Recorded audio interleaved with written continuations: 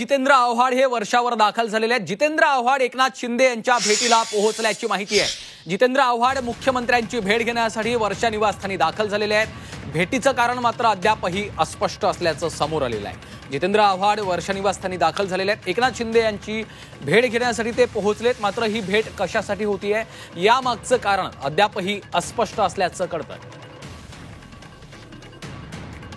कपिल राऊत आमचे प्रतिनिधी सध्या आपल्यासोबत फोनलाईनवरून जोडले गेलेले आहेत। कपिल, आपण पाहतोय जितेंद्र आव्हाड एकनाथ शिंदेंच्या भेटीसाठी पोहोचले, काय नेमकं कारण आहे, काय या संदर्भात तर्क लढवले जात आहेत?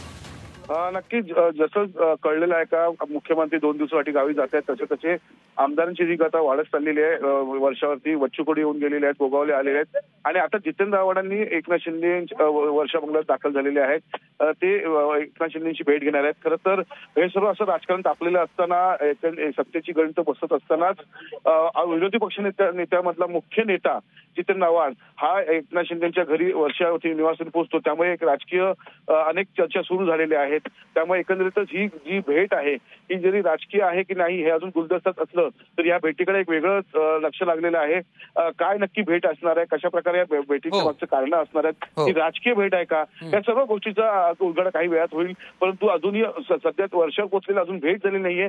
भेट झाल्यानंतर कळेल नक्की कोणता संदर्भ घेऊन जितेंद्र आव्हाड आले होते। निश्चितच धन्यवाद कपिल सविस्तर माहितीसाठी।